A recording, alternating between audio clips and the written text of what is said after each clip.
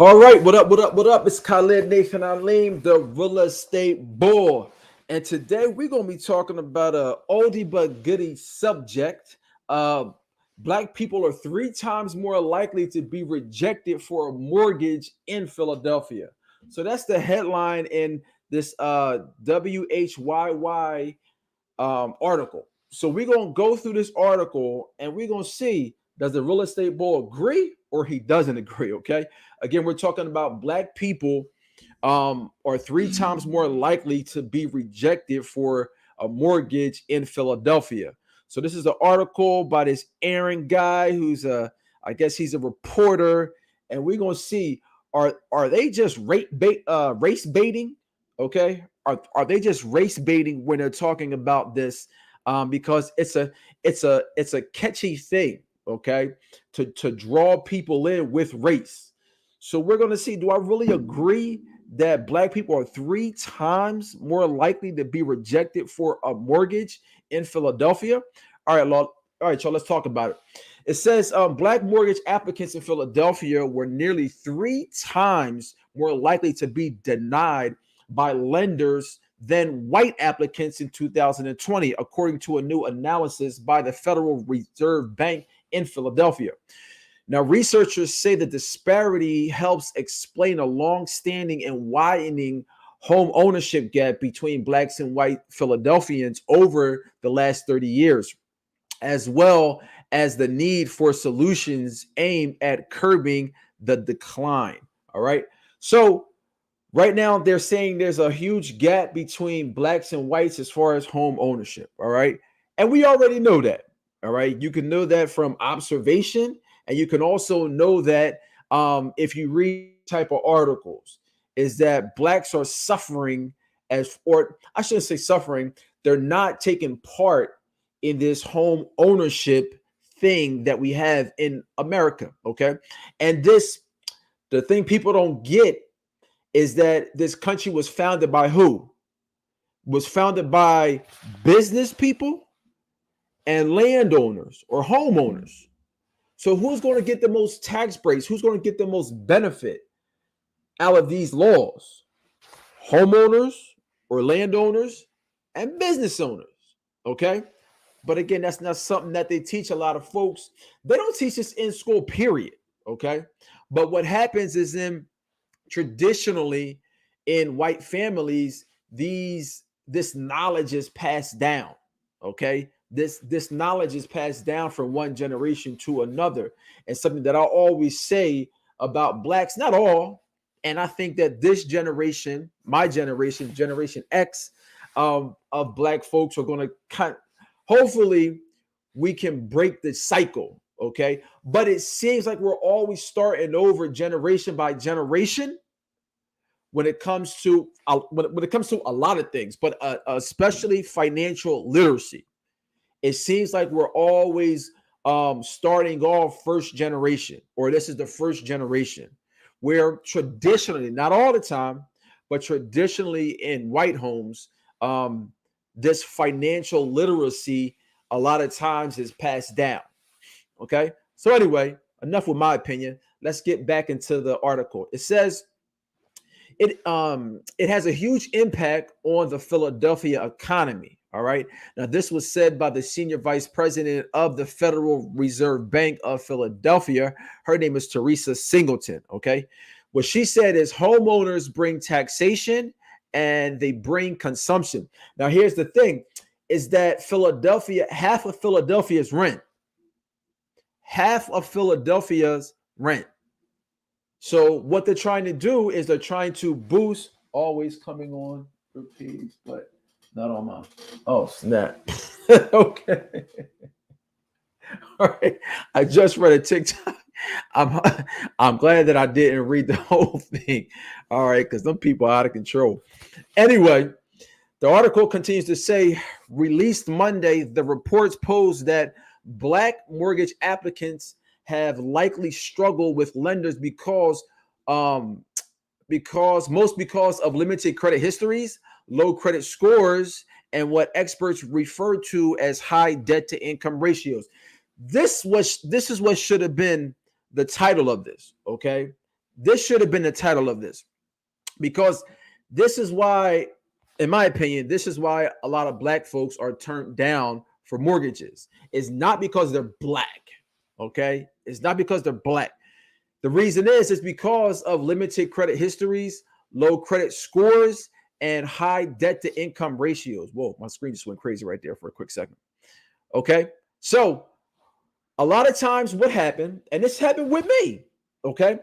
I went to college and I seen they were giving away free t-shirts. So, in college, free clean t-shirts are premium. So I'm like, what I gotta do? And they're like, well, just sign here. I signed for a Discover card. True story. A Discover card. So I signed for a Discover card and I got, now my tasks are going off here. I signed up for a Discover card and I got a free t-shirt. So I got the free t-shirt and I got the credit card in the mail. I got the credit card in the mail. It was for $500. Oh, man. That's my brother. He probably done messed up my whole life now. Oh man, what did he want? Okay. I'm gonna get right to the point with this, okay? I gotta call him back. But blacks are not they're limited his well, no, let me get back with my story, okay? So I got the free t-shirt and I got the Discover, which was $500. So I got the Discover card and I didn't use it. And then I saw this speed reading class online or on TV, because this was before people was getting online a lot. So I seen this speed reading course and I thought to myself, I said, you know what? If I could read faster, I can have more time partying. So let me get this speed reading course online, $9.99. It wasn't $9.99. It was like Act Now. It was an infomercial. So I got the speed reading course. And it sat there. The speed reading course just sat in a corner of my not my dorm, because I lived off campus. It just sat there. And I knew I had 30 days to take it back. As soon as I got it, it was speed reading, but it was a bunch of reading. And I didn't want to read it. So I just let it sit there. Oh, what happened here? Okay, there we go. I just let it sit there. So it just sat there. And then I knew that I had I need to turn this Instagram on because there's so many notifications and I'm straight scatterbrained. Anything like distracts me. So I'm probably not going to do this Instagram live anymore because there's too many interruptions. So anyway, let me get back to my story. So the speed reading course sat there. I know I had 30 days to return it. Day 29, I hurry up, go to the post office, and I send it back. But of course, they claim that they never got it. So that $50 after time, because I didn't pay it, turned into $500 in collections. Now, granted, this was in 2000. We're in 2021, so that was 21 years ago. Woo! 21 years ago.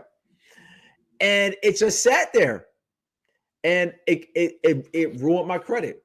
It ruined my credit for a long time. Maybe 2 or 3 years after that.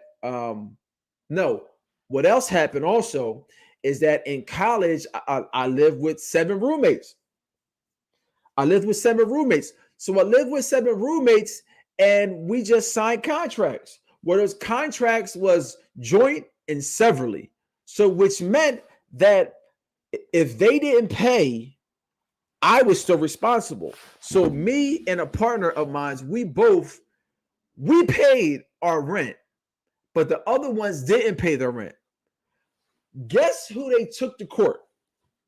They took me and my buddy that paid the rent. They took us to court. So all this happened like in the same year. So that ruined my credit. And me being hard-headed, I said, I'm not paying it because it wasn't mine. I paid my portion of the rent, which is only like I think $150 or something like that. Whew, man. All right. Everybody's calling me now. Was $150. So anyway, let me wrap this up because it's 9 o'clock and my phone is going crazy. Okay. So anyway, it ruined my credit, but I did get my credit back on task. I did get my credit back on task. So anyway, in this article, it's saying, and I'm not going to read the rest of the article because I really got to go.